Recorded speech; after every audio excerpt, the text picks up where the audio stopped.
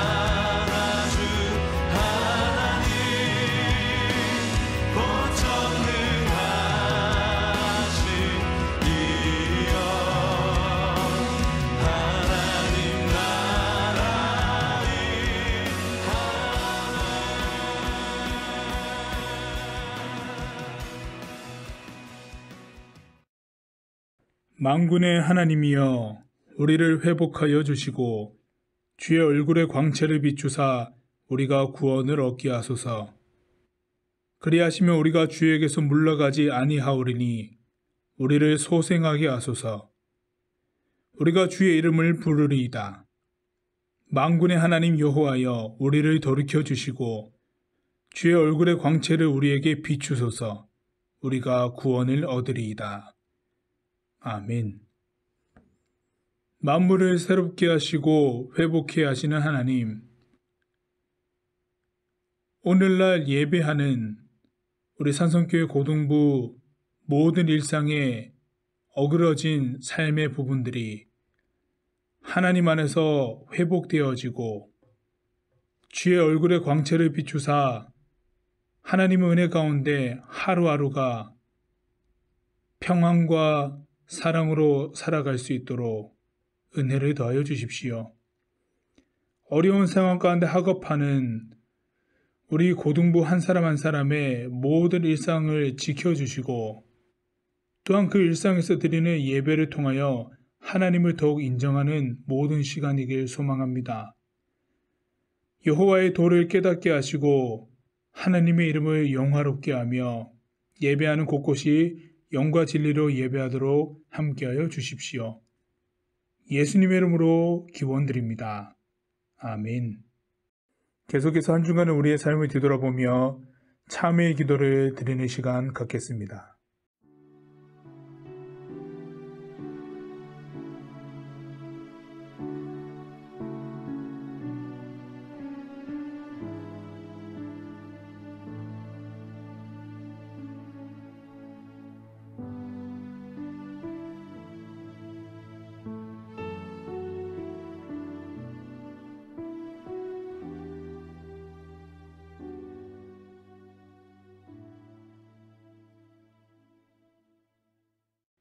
여기 용서하시는 하나님의 말씀이 있습니다. 내 이름으로 일컫는 내 백성이 그들의 악한 길에서 떠나 스스로 낮추고 기도하여 내 얼굴을 찾으면 내가 하늘에서 듣고 그들의 죄를 사하고 그들의 땅을 고칠지라. 아멘. 사도신경으로 우리의 신앙을 고백하겠습니다. 나는 전능하신 아버지 하나님, 천지의 창조주를 믿습니다. 나는 그의 유일하신 아들, 우리 주 예수 그리스도를 믿습니다. 그는 성령으로 잉태되어 동정녀 마리아에게서 나시고 본디오 빌라도에게 고난을 받아 십자가에 못 박혀 죽으시고 장사된 지 사흘 만에 죽은 자 가운데서 다시 살아나셨으며 하늘에 오르시어 전능하신 아버지 하나님 우편에 앉아 계시다가 거기로부터 살아있는 자와 죽은 자를 심판하러 오십니다. 나는 성령을 믿으며 거룩한 공교회와 성도의 교제와 죄를 용서받는 것과 몸의 부활과 영생을 믿습니다. 아멘.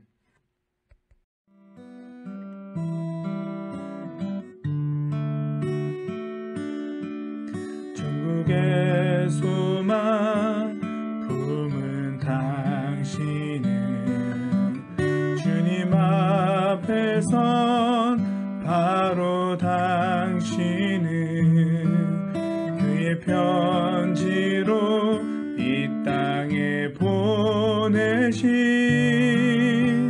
주의 손과 발 작은 예수 우리의 손은 예수님의 손 우리의 얼굴 바로 주님 얼굴 우리의 소유 모두 주님의 것 이웃을 위해 맡기셨네. 우리의 모든 것 되시는 하나님, 하나님을 예배하며 삶의 구체적인 신앙의 고백인 봉헌할 수 있음에 참 감사합니다. 우리 삶에 참 유용한 이 물질을 떼어서 하나님께 드릴 수 있음은 내 삶이 하나님께 속해 있습니다라고 하는 매일의 고백이 담겨진 바로 깊이 있는 신앙 고백임을 기억합니다. 그것만큼이나 우리 삶의 형편과 삶의 행동들이 하나님께 속해 있는 것만큼이나 하나님의 말씀 안에 바르게 세워지게 하시고 우리 삶의 가치와 판단의 기준 또한 하나님의 말씀이 되어서 우리의 모든 일상이 하나님과 가까이 있을 수 있음을 또한 하나님께 벗어나지 않음을 바로 우리의 삶의 고백을 통하여서 그렇게 인준하며 나아갈 수 있도록 우리들 가운데 함께하여 주십시오. 예배하며 봉헌하는 모든 순간 하나님이 우리의 주인 되심을 고백합니다. 우리의 모든 시간들을 주께서 주장하시고 우리의 걸음걸음 한 걸음들을 지켜보아여 주십시오. 하나님께 봉헌할 수 있음에 참 감사합니다. 예수님의 이름으로 기도드립니다. 아멘. 교회 소식 전하겠습니다. 예배드리는 모든 고등부 구성원의 일상이 평안하기를 빕니다. 고등부 대면 예배는 방역 당국의 비대면 상황이 완화되면 재개합니다. 장령 예배는 오늘부터 제한적 상황에서 대면 예배가 진행되지만 교회학교 전 부서는 비대면 예배입니다. 변경이 되면 곧 다시 공지하겠습니다. 종교인 3만 시간 기도 운동이 진행 중에 있습니다. 기도의 성벽을 재건하라. 각 항목에 참여하시고 꼭 기도 벽돌로 치환하신 후에 교회 홈페이지에 접속하시거나 우리 산성교회 고등부 카카오톡 채널에 링크를 걸어둔 게시판이 있습니다. 그곳에서 꼭 기도 벽돌 자신의 이름과 그 옆에는 고등부라고 기록해 주셔서 꼭 기도 벽돌을 제출해 주십시오. 하나님께 기도의 성벽을 재건하는 일에 모두가 동참하시기를 바랍니다. 세례빛 입교식이 10월 25일 날 거행되고 마지막 세례 교육이 끝이 나면서 우리 고등부의 입교 후보자인 2명이 문답식에 참여할 수 있는 권한을 얻었습니다. 일전에 따로 공지해드린 것처럼 문답식을 준비하는 문제 또한 잘 준비해 주시길 부탁드립니다. 여러분들 시험 기간 중에 있음을 압니다. 꼭 여러분들 상황이 예전과 같지는 않지만 여러분들이 마땅히 준비해야 될 그 모든 기간에 최선을 다하시기를 부탁드립니다. 함께 기도하며 여러분들의 시간을 응원하겠습니다. 안전한 하루하루가 되기를 간절히 바라며 여러분들 다시 만나는 그날까지 예배하는 그리고 일상에서의 경건을 놓치지 마시길 주님의 이름으로 부탁드립니다. 교회 소식 여기까지입니다.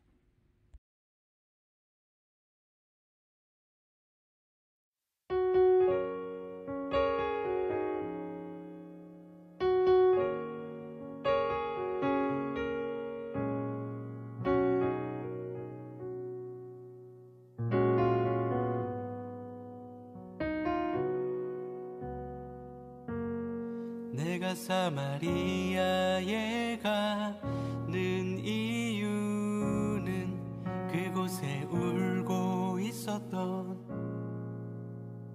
내가 있어서 햇볕이 따갑고 그늘도 없는 낮에 나는 기다렸단다.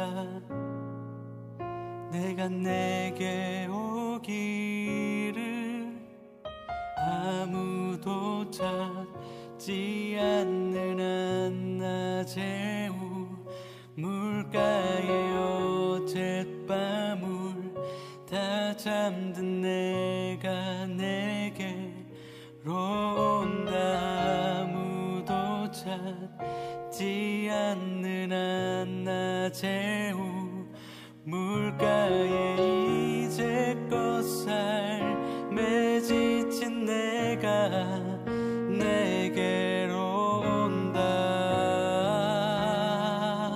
나는 사마리아 여인에게 말을 건다. 기쁨의 참말을 건다.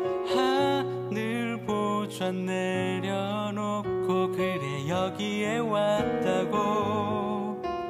넌 내게 다시 이리 재촉한다. 눈물을 내게 달라 한다.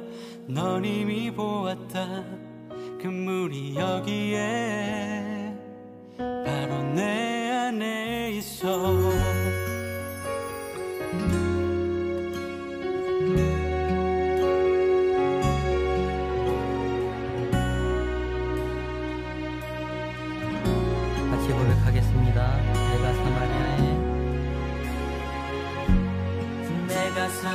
사마리아에 가는 이유는 그곳에 울고 있었던 내가 있어서 햇볕이 따갑고 그늘도 없는 낮에 나는 기다렸단다. 내가 내게 오기를 아무도 찾지 않는 한낮의 우물가에 어젯밤을 다 잠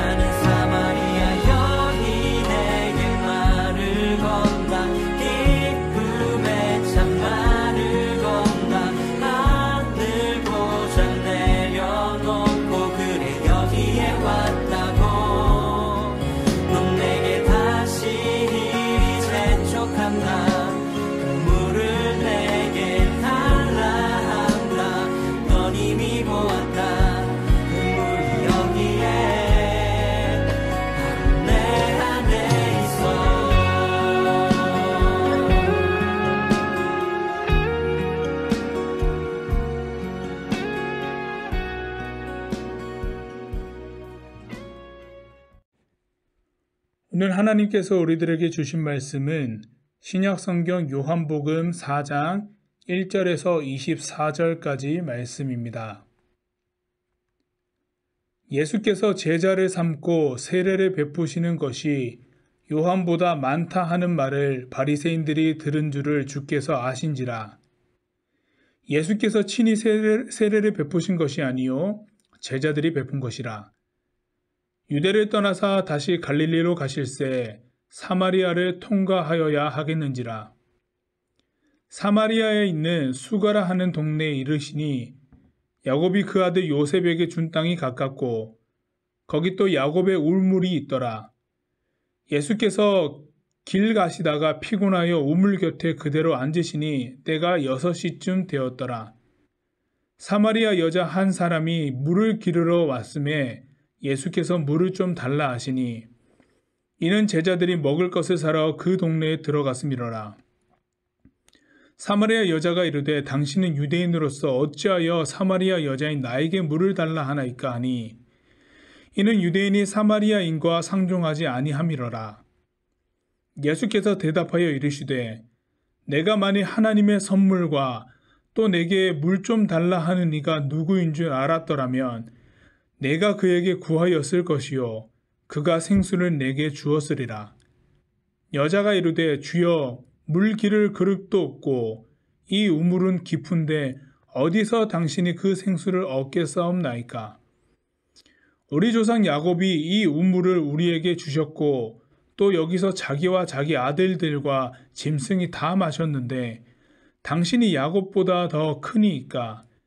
예수께서 대답하여 이르시되 이 물을 마시는 자마다 다시 목마르려니와 내가 주는 물을 마시는 자는 영원히 목마르지 아니하리니 내가 주는 물은 그 속에서 영생하도록 솟아나는 샘물이 되리라.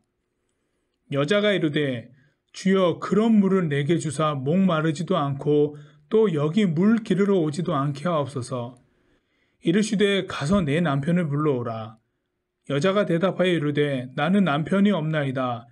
예수께서 이르시되 내가 남편이 없다 하는 말이 옳도다. 너에게 남편 5이 있었고 지금 있는 자도 내 남편이 아니니 내 말이 참되도다. 여자가 이르되 주여 내가 보니 선지자로소이다.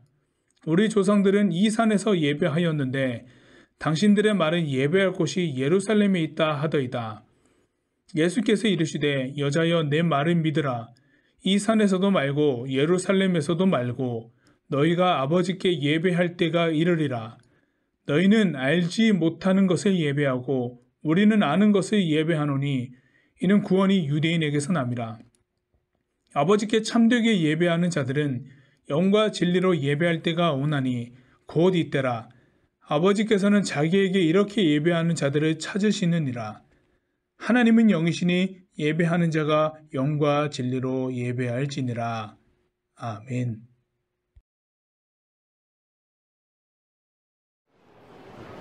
You happy? What do you mean? You happy? 사람들은 언제나 행복하기를 바랍니다. 하지만 많은 사람들은 동시에 남들에게 나의 행복을 증명하려고 하다가 오히려 더 불행해져 버리기도 하죠. 세상을 기준에 맞춘 행복은 대부분 나 자신에게 맞지 않는 행복인 경우가 많기 때문입니다. Everybody said that you had a talent, you had a future. The truth is, I was never quite good enough. 아내의 죽음과 은퇴를 거의 동시에 맞이해버린 프랭크에게 남은 건 매일 반복되는 정원 가꾸기와 1년에 얼굴 한 번 보기도 힘든 4명의 아이들이 전부였습니다. I got the children visiting me this weekend from all over the country. Got them all around the same table, all 4 of them. 고대하던 이번 주말 아이들의 방문을 위해 프랭크는 정성스레 파티를 준비해놨지만 Hey Dad, it's Amy. I'm really sorry to have to do this, but things have just got...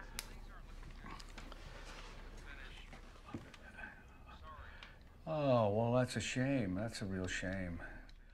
4명의 아이들은 마치 약속이라도 한 듯 갑자기 하나같이 집에 오지 못하게 됐다는 소식만을 대신 전해올 뿐이었습니다. 프랭크는 가족을 위해 평생을 바쳐왔습니다. 그래서 그는 자신에게 남은 마지막 행복의 조건인 아이들이 자신의 기대에서 어긋나는 이 상황을 견딜 수가 없었죠. 결국 그는 자신을 찾아오지 않는 행복을 직접 찾아 나서기로 결심합니다. 바로 미국 전역으로 흩어져 각자의 삶을 꾸려나가고 있는 아이들을 하나하나 직접 찾아가기로 결심한 것이죠. What do you think of my work? 기차 옆자리에 앉은 사람에게 괜히 아재 개그를 던지고 I want to see my son. Very good. You know what he does? Absolutely no idea.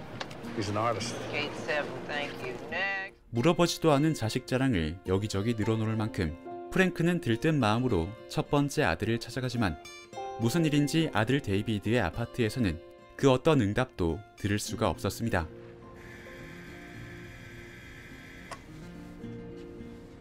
아쉽지만 바쁜 일이 있겠거니 결국 준비해온 편지만 조용히 놔두고 돌아서는 프랭크. 그러나 그는 아직 모르고 있었습니다.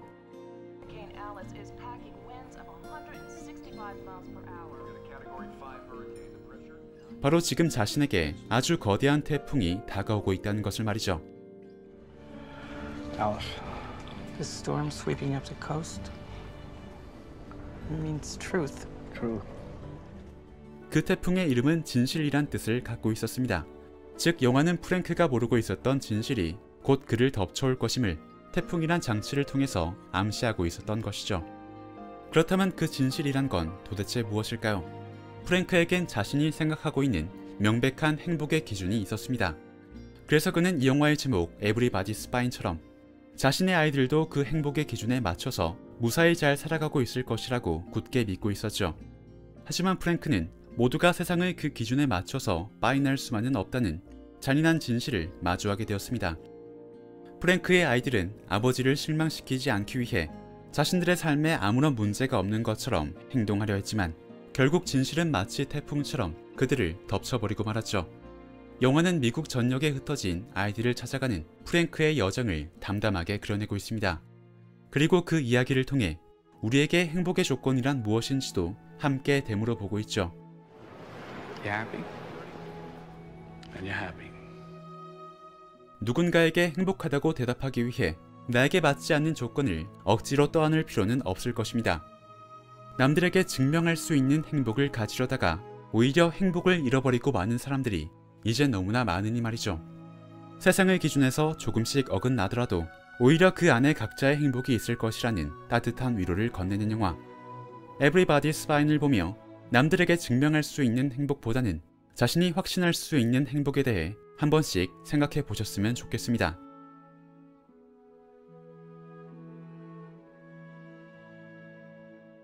앞서 보았던 영상에서 행복은 동일한 기준으로 판단할 수 없고 행복은 누군가에게 입증할 가치의 영역도 아닌 것을 생각하게 됩니다. 개인적인 만족에서 누릴 수 있는 지극히 주관적인 영역입니다. 상대방이 현재 자신의 삶이 행복하다고 말하는데 내가 생각하기에는 행복하지 않아 보인다고 규정할 필요가 없습니다.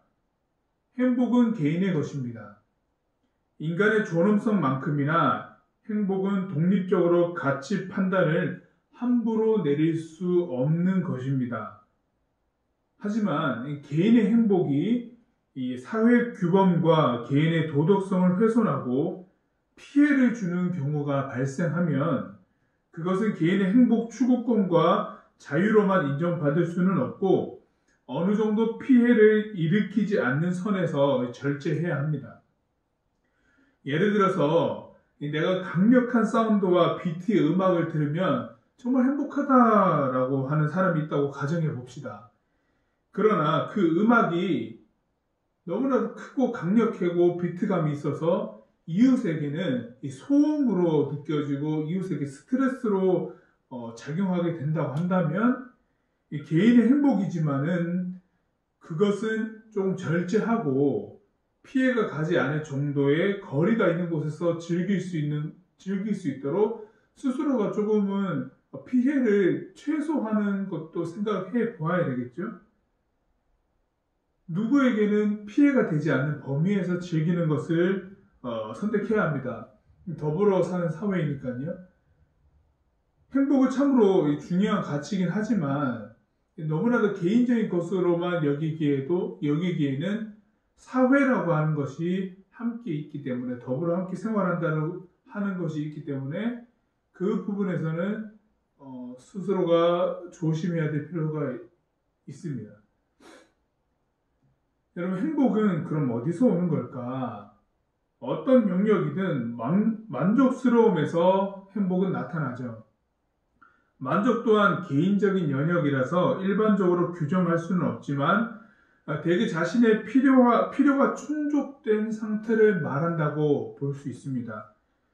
그런데 문제는 이 자신이 필요하다고 느끼는 것이 도대체 얼마만큼인지 가늠하기가 어려움에 있습니다. 자신의 필요를 명확히 아는 사람이 과연 몇 명이나 있을까요? 내일에 대한 불확실함이 있기 때문에 오늘 나에게 필요한 것은 어느 정도일지, 어느 정도 나에게 채워져야 하지만 내일이 불안하지 않은지 사실은 모릅니다. 내가 하고 있는 일의 작은 부분에서 어느 정도 준비를 했으니 이 정도면 괜찮겠지라고 하는 자신만의 위로로 오늘을 마무리할 뿐이지 정말 이 정도면은 괜찮다, 걱정 없다, 충분하다 이런 경우는 잘 없을 거예요. 그렇기 때문에 오늘 내가 어느 정도까지만 해야지라는 자기 자신 나름의 목표치를 설정을 해놓죠. 그것을 완수했으면 괜찮다 이렇게 여기죠.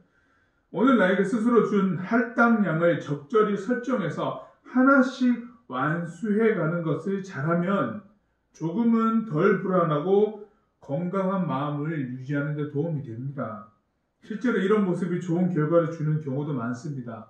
하지만 하나의 작은 목표를 이루어 갔을 뿐이지 그 목표를 이룬 뒤에는 또 다른 목표를 잘 설정해야 합니다. 이런 계획성이 무너지면은 이 또한 불안과 두려움으로 작용하죠. 여러분, 이 얘기를 들으니까 답답하죠. 버겁죠. 그런데 이게 현실입니다. 끊임없이 열심히 살아가는 도전과 행동이 너무나 필요합니다. 왜 이런 것일까요? 왜 이럴까? 우리에게 일어나는 욕구라는 요소 때문입니다.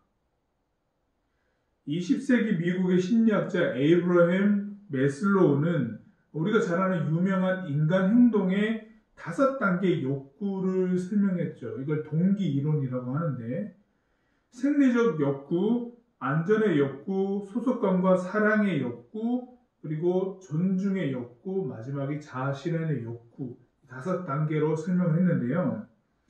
이 5단계 욕구의 기본적인 규칙은 하위 단계가 충족되어야지 상위 단계로 올라간다는 것이에요.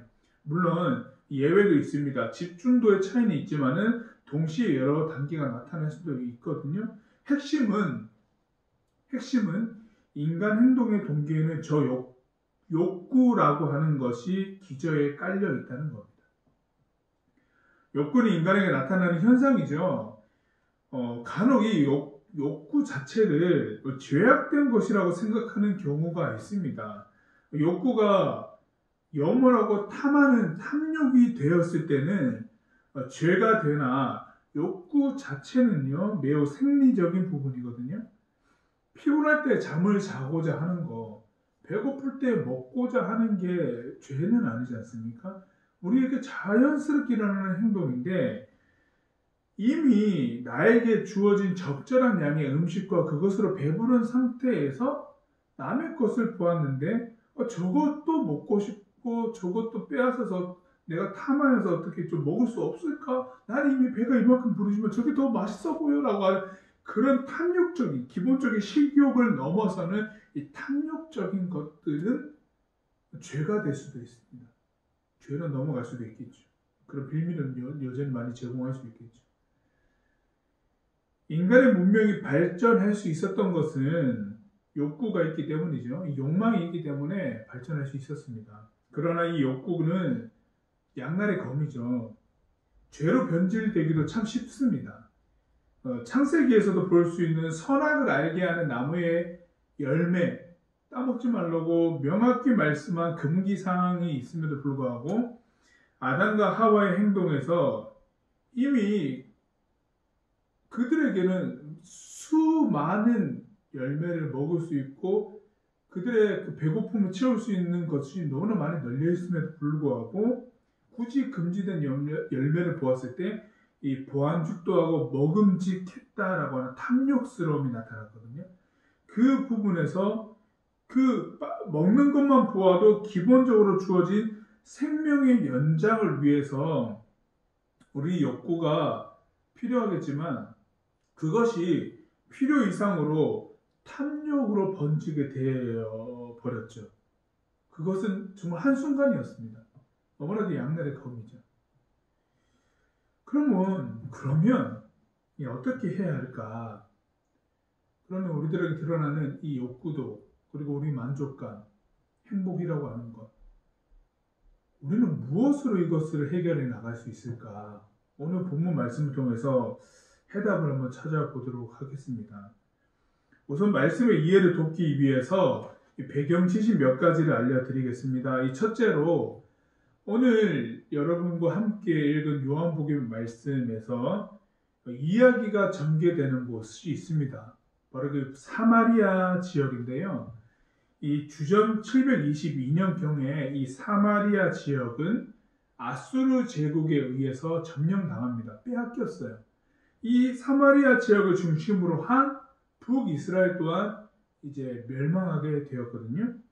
이때 아수르 제국이 식민지 정책 중에 하나로서 무엇을 실행하였냐면은 그 자신들이 점령한 그 땅에 있는 그 민족을 와해시키는 거였습니다. 다시 반란을 일으키지 않게끔.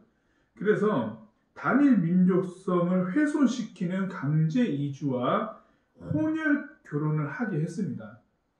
이로 인해서 옛 조상 때부터 내려온 순수 혈통이 사라지게 되었어요. 북이스라엘에서는. 이스라엘 사람들은 하나님의 선택된 백성이라는 의미 아래에 친인척과 결혼을 했습니다. 자신들의 민족 외에 다른 민족과 결혼하지 않았습니다. 혼혈이 되는 것은 크나큰 죄악이었죠. 하나님을 떠나는 행위라고 여겼습니다. 이 북이스라엘이 그렇게 역사 속으로 사라지면서 이 북이스라엘의 이렇게 순수 혈통도 사라졌습니다. 반대로 남유다는 주전 586년경에 바벨론 제국에 의해서 멸망당했는데, 근데 이때 당시에 바벨론 제국이 취했던 이 식민지 정책은 그들의 그 식민지의 그 종교성이라고 하는 것, 민족성이라고 하는 것을 훼손시키지 않았습니다. 남유다는 그 자체로 바벨론으로 포로로 끌려가면서 뭐 혼혈 정책이 일어났거나 이런 것은 아니었거든요. 그러면서 그나마 자신들의 그 남유다 혈통은 지킬 수가 있었거든요. 근데 남유다 입장은 이런 상황에서 남유다는 이제 북이스라엘이 혼혈이 되었다라고 하나님을 떠났다고 여겼습니다. 어떻게 보면 자신들이 뭐 순수 혈통을 지켜내기 위해서 막 고군분투했거나 이런 것도 아니고 그냥 그때 당시에 강대국들의 식민 정책에 의해서 북이스라엘은 그렇게 되었을 것이고 남유다는 그렇게 되었는데 남유다는 본인들이 순수 혈통을 지켰다고 북이스라엘 그 사마리아 땅에 있었던 사람들을 이제 무시하기 시작하죠. 상종도 안 합니다. 예수님 당시에도 왕래도 하지 않았습니다. 그 북쪽으로 길을 가야 하면은 남유다에서 사마리아 땅을 지나가지 않고요. 둘러서 갔어요. 여러분들 주보에 그 지도를 첨부해 드렸는데 보시면은요. 사마리아 땅이 이제 지중해 연안과 갈릴리 바다와 사해 요단강 이 사이에 있잖아요. 제법 많이 둘러갔었어야 됐거든요. 근데 그것을 지나가면 지름길로 갈 수 있었으나 둘러갔어요. 사마리아 땅을 거치지 않고 둘러갔고요. 그런 땅을 유대인이었던 예수님께서 이제 들어가셨다는 겁니다. 예수님께서 출생신고를 베들레헴에서 하시고 나사렛, 물론 북이스라엘에 있는 그 갈릴리 지역 쪽에 나사렛에서 사셨지만은 베들레헴 남쪽 유다에서 출생신고를 하시고 태어나셨거든요. 유대인인 예수님께서 꺼려하였던 상종도 하지 않았던 사마리아 땅으로 들어가셨다는 것. 둘째로 성경에 나오는 이스라엘의 시간은요. 6시간을 더해서 보아야 해요. 여인이 물을 길러온 시간은 6시 즈음이라고 되어 있는데 플러스 6을 해서 보면 12시죠. 그러니까 정오예요. 정오. 성경 시간이 이렇게 보면 됩니다. 굉장히 뜨거운 시간입니다. 말씀에서 나온 야곱의 우물에서 예수님께서 계시면서 그곳에 물을 정오 시간에 뜨거운 시간에 물을 기르러 왔던 여인을 만나셨는데 사실 예수님께서 사마리아 땅의 수가라는 동네에 들어가셨을 때에 이 여인이 살았던 수가 동네에도 우물이 있었습니다. 그런데 여인은 굳이 그 우물이 아니고 야곱의 우물이라고 되어 있는 수가 그 여인이 살고 있던 동네에서 대략 한 800m 정도 떨어진 곳에 물을 굉장히 뜨거운 그 시간에 들어왔어요. 왕복 계산하면 1.6km죠. 예, 그 지역 왔다 갔다 하면서 물을 기르러 그 뜨거운 시간에 왔어요. 아무도 오지 않는 그 시간에. 정황상 여인은요, 동네를 떠났고 인적이 드문 시간에 아무도 물을 길르러 오지 않는 그 시간에 나타났습니다. 셋째로, 여인은 5번의 이혼을 하고 6번째 남자는 아직 결혼을 하지 않은 상태로 동거하는 중이었다라고 하는 건데요. 이스라엘은 정식 결혼을 하지 않고서는 남녀가 동거할 수 없었어요. 그렇게 되었으면 그때 당시 이스라엘 법에서는 간음죄로 여겼고 굉장히 극심한 형벌을 받게 되어 있었거든요. 이 여인이 어떻게 해서 5번의 이혼을 했는지는 나와 있지는 않습니다. 나와 있지는 않지만은 그때 당시의 사회상, 시대상을 비추어서 볼 때 여인은 5번의 이혼을 통해서 버림받았을 가능성이 높습니다. 사회적으로 굉장히 약자였고 생활을 영위하기가 굉장히 힘들었겠죠. 그리고 5번의 이혼을 했다라고 하는 것은 굉장히 주변의 사람들로 하여금 손가락질 당할 수 있었던 그런 것이었거든요. 그런 상황에서 6번째 남자는 결혼을 하지 않았다는 거예요. 뭐 어떤 연유인지는 모르겠으나 그 남자가 여인의 생활을 좀 도와줬을 수도 있고 그랬을 겁니다. 그러나 쉬이 결혼하기에는 좀 힘든 5번의 이혼을 했었으니까요. 그런 상황이었어요. 그러나 동거한다는 것 자체는 들키면 될 일이 아니었기 때문에 분명히 숨겼을 거예요. 그렇기 때문에 몰래 우물을 기르러도 몰래 다니고 되도록이면 주변 사람과 말을 섞지 않으려고 피했을 거다라고 하는 거예요. 그런 상태였을 때에 예수님께서 여인이 그걸 이야기해 주시기도 전에 알아차리셨고 말씀하죠. 너 남편을 좀 데리러 오라라고 하는 장면이 나오는데 여인이 저 남편 없어요 라고 대답하거든요. 그때 예수님께서 맞다, 네 말이 맞다. 그도 너의 남편이 아니다 라고 한 거죠. 물론 이제 여기는 그 사람은 네 배우자가 아니야 이런 말이 아니고 아직 결혼하지 않은 상태, 동거하고 있는 상태라고 하는 것을 예수님이 알아차리시고 말씀하셨다는 거예요. 여인이 들키지 말았으면 하는 것을 예수님께서는 여인의 이야기도 모르는 상태에서 보자마자 아셨다는 거거든요. 그것을 예수님께서 여인에게 얘기했습니다. 말씀하셨을 때 여인은 굉장히 깜짝 놀랐겠죠. 오늘 여러분들 읽은 말씀에서는 내가 보니 당신은 선지자다라고 하는 말을 하는 것은요. 굉장히 놀란 상태에서 그리고 나에 대해서 이야기도 듣지 않은 상태에서 나의 형편을 너무나 잘 알고 있으니 예수님은 선지자로 여겼습니다. 넷째로요. 북이스라엘과 남유다에서 언제나 뜨거운 이슈 중에 하나가 하나님을 예배하는 장소에 대한 문제였는데 북이스라엘과 남유다가 예배하는 장소가 달랐습니다. 지금 배경은 북이스라엘이거든요. 북이스라엘은 베델, 그리심산 당시에 그 조상들이 굉장히 중요하다고 여겼던 장소마다 예배 처소가 있었어요. 그 곳곳에서 예배를 드렸고 남유다는 예루살렘이라고 하는 한 곳에서만 예배드렸습니다. 그 여인의 질문은 북이스라엘과 남유다가 각자 자신들이 맞다고 여기는 곳에서 예배를 드리고 있는데 정말 예배 드려야 할 곳이 어디입니까? 라고 질문한 거거든요. 예수님께서는 이에 대한 대답으로 장소가 중요한 것이 아니라 진정한 마음으로 하나님을 찾고 예배하면 그곳이 바로 하나님께서 예배 받으시는 장소다라고 이렇게 말씀을 해주셨습니다. 이 4가지가 있죠. 일단은 사마리아 땅에서 일어난 이야기였다. 그리고 그곳에서 여인이 아주 인적이 드문 시간과 누구도 우물을 길러오지 않는 시간에 나타났고 그 여인의 상태, 지금의 상태가 들키면 되지 않는 위험한 상태, 그리고 어디서 예배 드려야 하는 갈급함이 있는, 정말 어디서 예배 드려야지만 내가 만족함을 얻을 수 있을까라고 하는 그런 물음과 더하여서 질문하고 있는 그런 상황이에요.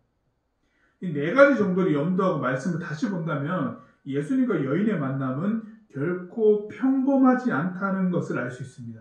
그냥 길 가다가 예수님께서 어떠한 여인을 만났다로만 해석할 수 없어요. 굉장히 역사적인 상황과 의미가 섞여 있습니다. 여인은 삶의 만족이 전혀 없었어요. 오히려 굉장한 결핍을 경험하고 있었죠. 그리고 하나님을 어디서 예배해야 하는지 혼란스러워했습니다. 어떤 남편을 만났어도 목말랐었고 어디서 예배하는지 몰랐기 때문에 어디서 예배해도 만족감이 없었다는 거예요. 여인에게는 자신의 일상에서 누릴 만족이 전혀 없었습니다. 채우려고 해도 채워지지 않았죠. 예수님께서 여인에게 전하시는 말씀은 일상에서 느끼는 목마름을 같은 것을 채워 넣어서 갈증이 해소되거나 만족되지 않는다 라고 하는 거예요. 진정한 남편이 없었다라고 해가지고 남편은 어떤 남자를 만났다고 해서 갈증이 해소될 것이냐, 목마름이 해소될 것이냐, 만족될 것이냐 아니죠. 5번에 이혼했잖아요. 6번째 남자도 아직 결혼한 상태는 아니나 가능성이 높죠. 그런 결핍함을 채워보고자 하는 그런 모습일 수도 있겠죠. 예배. 이 산에서도 드리고 저 산에서도 드리고 남유다에 있는 그 한 곳 예배 곳은 가본 적이 없으니 그곳에 가면은 예배를 드리면 진정 만족함이 있을까 이런 생각도 해봤을 수도 있겠죠. 그러나 만족함이 없었어요. 어느 장소나 상관이 없었다는 거예요. 짧고 일시적인 해소를 위해서 욕구로 채우지 말고 더 높은 가치를 추구해서 지금의 형편을 뛰어넘을 만족을 구해라 라고 이렇게 예수님께서 말씀하고 계신 거거든요. 여러분, 이런 연구가 하나 있었어요. 거액의 복권에 당첨이 되면 행복할까? 어떨까? 연구하는 동안에 거액의 복권에 당첨된 사람들을 추적 조사하고 인터뷰를 했었는데요. 그들의 대답은 이랬습니다. 행복하십니까? 여전히 행복하십니까? 이런 거였는데요. 그들의 대답이 처음에는 행복했다. 이것은 웬일인가? 행복하고 막 엄청난 기쁨이 있었는데 그 시간이 대략 한 6개월 정도 지속되었다고 합니다. 그 이후에는 새로운 자극이나 채워짐이 없으니까 복권에 당첨되기 전과 별로 달라진 것이 없었다는 거예요. 강한 자극과 큰 행복이라 여긴 것도 역시 여러분 지속되는 것이 없으니까 똑같다라고 하는 거예요. 일시적이었다라고 하는 거죠. 이 욕구는 계속해서 채워야 했고 끝이 없었어요. 어디에서 만족하느냐, 그 채워짐의 끝이 아니라 내가 결정한 정도의 선이 있을 때 겨우 멈췄었습니다. 끊임이 없었다는 거예요. 이 정도까지 해야 되겠다라고 여긴 어느 정도의 기준선이 없었으면 계속 갈망하는 형태가 되었다는 거예요. 즉 자족할 줄 알아야 어느 정도 멈춰설 수 있다는 것인데요. 예수님께서는 늘 새롭고 지속적인 도전과 채워짐이 필요한 우리에게 일시적인 만족이 아니라 영원히 만족할 수 있는 목마름을 채우는 우리가 가장 큰 필요가 무엇이라고 알려주고 계시냐면 영원한 마르지 않는 생수와 같은 본인 예수님, 그 예수님을 선택하라고, 예수님이시다라고 하는 것. 그리고 말씀에서 사마리아 여인이 예수님께서 물을 달라고 하셨을 때 사마리아 여인에 대해서 말씀하시기를 내가 물 달라고 하는 내가 누구인지를 알았다면 계속적인 끊임없는 목마름에 허덕이는 그 여인이 오히려 물을 달라고 그 상황에서 물을 달라고 청하는 예수님께 오히려 마르지 않는 영원한 생수를 나에게 달라고 요구했을 것이다 라고 얘기하시는 거예요. 늘 같은 목마름과 같은 결핍과 갈증을 나타내면서 그것에 대한 채워짐을 같은 것으로만 계속 채우며 일시적인 해가람으로서는 되지 않는다라고 하는 거예요. 특히 자본주의에 사는 우리들은 돈의 공급이 정말로 유용하죠. 그러나 돈 자체만으로는 만족을 누리지는 않습니다. 복권 당첨된 그 사람 인터뷰를 봐서도요. 매슬로우의 욕구의 단계처럼 더 요구하게 되고 채우고 싶어 합니다. 결국 이 갈망의 끝에는 내가 무엇을 추구하며 마음에 채울 것인가가 남죠. 예수님께서는 그것을 예수님으로 채우라고 말씀하시고 계신 거예요. 나로 채워라, 나로. 삶에 필요한 수단이 결국 나를 만족시키는 것이 아니라 사실은요. 그게 단순히 그 물질적인 필요를 물질적으로 채웠다고 해서 그것이 나에게 가람이 없는 만족이 되는 것이 아니라 결국 우리들에게 주어지는 것은요. 그것을 코딩해 줄 수 있는 의미와 가치가 필요한 거거든요. 그것을 코딩해 줄 수 있는 의미와 가치가 진정한 인간의 만족이 될 수 있다는 거예요. 그 채워짐이 내게 어떤 의미가 있는가, 어떤 가치가 있는가라고 하는 그것이 숭고한 가치가 세워졌을 때에 그 가치로 해서 그 의미로 인해서 우리는 실제로 더 큰 만족감을 누린다는 거거든요. 그 가장 높은 가치를 예수님으로 삼으라라고 하는 말씀이세요. 그 가치를 예수님으로 삼으라. 그리고 그 가치를 만들어가는 하나님께 예배하는 실천은 마찬가지로 유형적인 자산이 아니라 예배 드릴 때 이 자리가 어떻냐, 이 마이크 음량이 어떠냐, 음질이 어떠냐, 음악의 박자나 비트나 비트나 멜로디나 이런 것이 아니라 이 무형의 하나님을 예배하듯 영과 진리, 즉 성령님의 도우심과 하나님의 말씀으로 중심된 예배여야 함을 전해주고 계신 거죠. 그래서 여러분, 우리 삶의 만족을 이루는 높은 가치와 이상은요, 예수님으로 삼고 그것을 이루는 예배는 성령님의 도우심과 하나님의 말씀을 기초로 할 수 있도록 마음과 생각을 고정시키는 것이 굉장히 중요합니다. 다른 어떤 것들이 아닙니다. 그로부터 시작되는 나의 일상의 만족을 경험하는 것, 그것을 살아가 보는 것, 이것이 우리들에게 매우 중요한 것이죠. 예수님께서는 도전하고 계신 거예요. 여인의 그 가람과 삶 속에서 있을 그 결핍 가운데 그 동일한 어떤 손에 잡힐 것 같고 나에게 결핍되었던 것 똑같은 것을 채워 넣었을 때의 만족함을 누릴 것이 아닌 오히려 그 더 높은 가치, 그것을 의미로 해석해 줄 수 있는 그 높은 가치, 단순히 손에 잡힌 물질적인 것, 나에게 필요한 것들을 얻어냈다는, 획득했다는 것, 그것으로 계속 끊임없이 똑같은 것을 반복하고 어떤 순간에 계속 결핍과 목마름을 경험하게 돼 그것에 나의 모든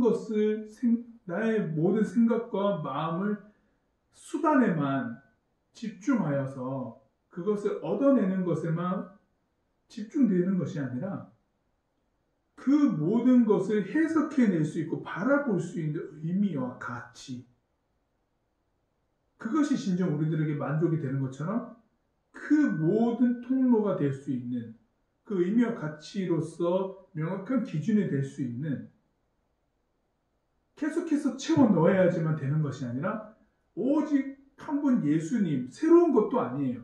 그 예수님 한 분으로서 채워지는 그 경험들을 해보라라고 예수님 초대하고 계신 거예요. 내가 바로 영원한 만족이다.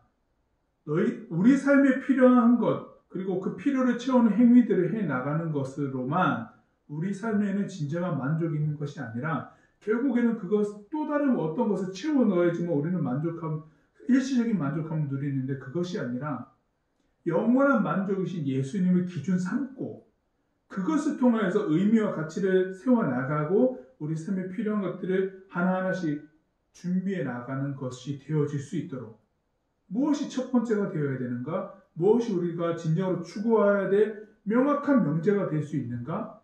이것을 예수님께서 말씀해 주고 계세요. 그랬을 때 오늘 말씀에 등장한 여인은 새로운 남편이 필요한 게 아니겠죠. 새로운 나의 필요를 채울 수 새로운 남편이 필요한 게 아니었겠죠.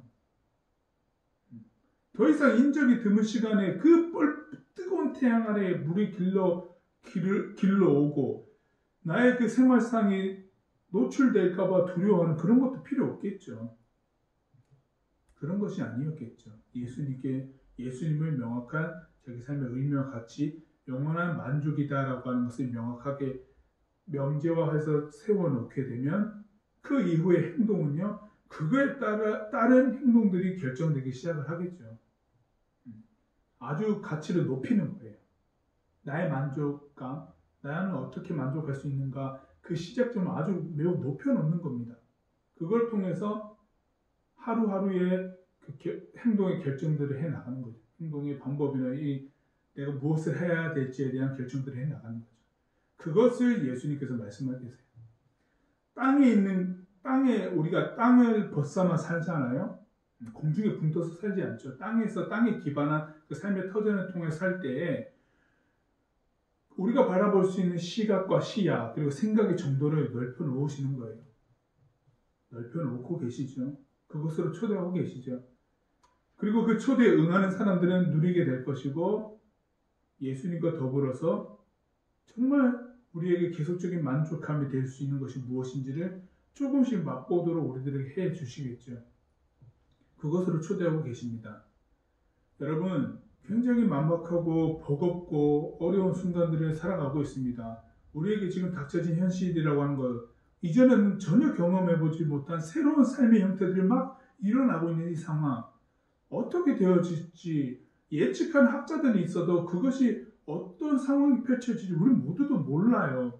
이런 상황에서 무엇을 준비해야 될까, 어떻게 나가야 될지에 대해서 무엇을 해야지 이 두려움과 목마름이라고 하는 것이 채워질까라고 하는 것을 고민할 때 나의 어떤 지식의 한계나 이런 것들 잇대지 말고 우리에게 명확하게 와 계시고 초대하고 계시는 이 하나님의 말씀과 예수 그리스도를 우리들에게 기준 삼으라고 하시는 이 초대에 응하는 것이 어떤가요? 그것이 우리의 기도 제목이 되고 그것이 우리의 명확한 첫 시작이 된다고 한다면은 매일마다 일어나고 있는 그 불안함 속에 열심을 해내고 있는 그 반복적인 행동들 가운데서도 그것이 무슨 의미가 있을까, 무슨 가치가 있을까를 바라볼 수 있는 우리들에게 중요한 영적 시야를 제공해 주니까 우리의 하루하루가 얼마나 달라질 수 있을까. 여러분 그거 한번 경험해 보시고 느껴보시는 게 굉장히 중요하지 않습니까? 예수님께서는 바로 그런 초대로 우리를 부르고 계시죠. 여인에게도 말을 거시고 여인에게도 초대하시는 것처럼 그 삶에서 나와서 예수님께 나오라 하는 것처럼 여러분 영원한 만족 되시는 예수님을 추구합시다. 내가 지금 당장 해결할 수 있는 어떤 일시적인 것에 우리의 모든 생각들을 다 내어놓지 말고 예수님께 먼저 나아갑시다. 우리의 영원한 만족 되시는 예수님께 우리의 모든 생각도 고정시킵시다. 우리의 선택과 그 지식의 모든 범위도 예수님께로 고정시켜 봅시다. 그리고 우리 삶에 일어나는 많은 부분에서 그 의미와 가치를 통하여서 일어나는 실천을 해봅시다. 그랬을 때 나의 삶의 형편에 정말 어떠한 만족감이 있는지를 누려봅시다. 여러분 예수님의 그 귀한 초대에 함께 하시기를 주님의 이름으로 부탁드립니다. 기도하겠습니다. 하나님, 사마리아 여인, 그 여인을 만나셨던 예수님, 영원한 만족으로 초대하는 그 예수님의 말씀을 기억합니다. 그 초대에 응하여서 삶의 결핍과 갈증을 우리 삶의 자그마한 부분에서 내가 필요하다고 여겼던 것들로 일시적으로 한시적으로 채워가는 데에 내 모든 생각과 행동을 올인하지 않고 명확하게 초대하시는 예수님의 영원한 만족이심을 바라보며 그것에 그 초대에 응함으로 내 생각과 내 행동과 내 생각들을 맞춰봅니다. 그러하였을 때 우리 삶에 드러나는 진정 만족이시다라고 하는 예수님의 그 말씀처럼 드러나는 우리 삶의 형편에서 경험되어지는 하나님, 우리 맛보고자 합니다. 그 초대 응함으로 하나님께 나아가고자 하고 지금의 시간을 함께 살아내고자 하는 우리 고등부 친구들 가운데 주의 은혜를 더하여 주십시오. 예수님의 이름으로 기도드립니다. 아멘. 이 세상을 살아가는 동안에 나의 힘을 의지할 수 없으니 기도하고 낙심하지 말 것은 주께서 참 소망이 되심이라. 하나님의 꿈이 나의 비전이 되고 예수님의 성품이 나의 인격이 되고 성령님의 권능이 나의 능력이 되길 원하고 바라고 기도합니다. 하나님의 꿈이 나의 비전이 되고 예수님의 성품이 나의 인격이 되고 성령님의 권능이 나의 능력이 되길 원하고 바라고 기도합니다.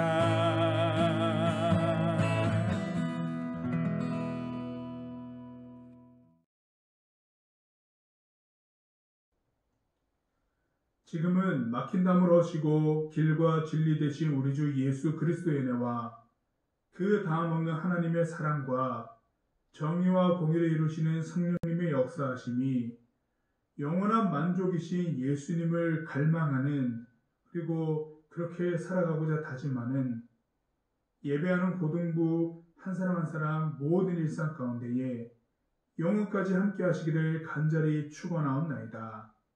아멘.